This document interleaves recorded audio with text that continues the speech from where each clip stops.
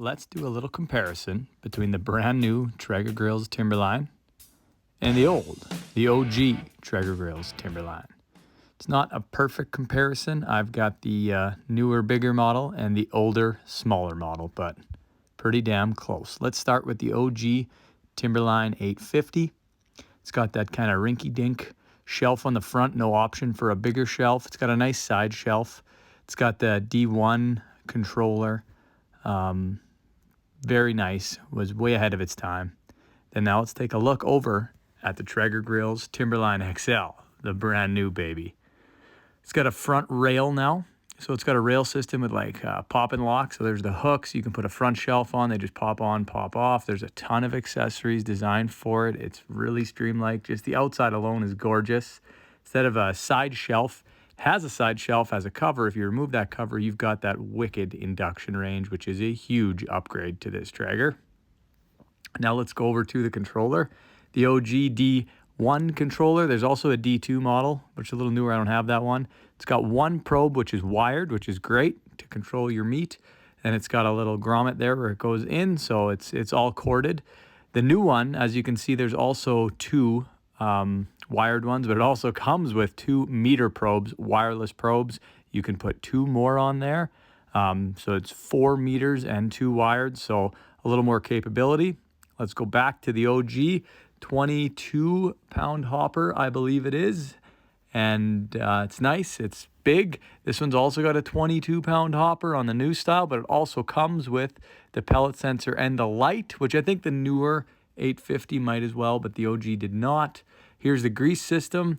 Kind of goes through the bottom through a channel. I don't like it. Slides out like that. That's the OG Timberline. Now let's take a look at the brand new Timberline, probably the best innovation so far other than the induction range. It all comes through down to the bottom in a giant little basket there. It's awesome, catches ash and grease. It's a slick system, I tell you. They both have the backdraft exhaust. This is how you would empty the hopper if you wanted to change out your pellet flavor. It's nice, but it kind of makes a mess all over your deck or wherever you got it stored. It's not as easy. Here's the new one, backdraft, a little bit fancier looking. Of course, it's newer, it's got to be. And then this is wicked. You just pull this lever, and then underneath you can put your bucket. All the pellets will fall in there, and then you can close that up, shove it back in, and then refill the hopper with whatever flavor you want. Pretty sweet. Now let's get to the inside. 3 racks, double-walled, all stainless, pretty damn sweet.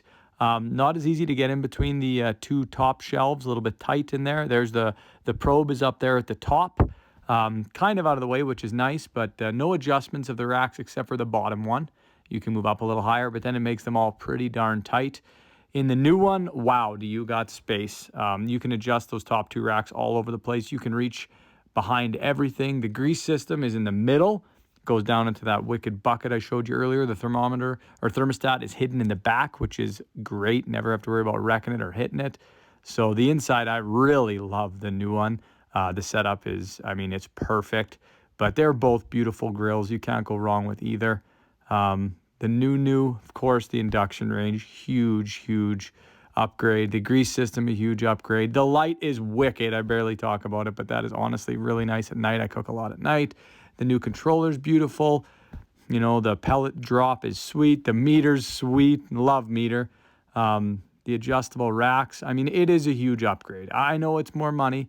You're looking at up here in Canada for the big guy there, 5Gs. The other one's $3,200, but you make your choice.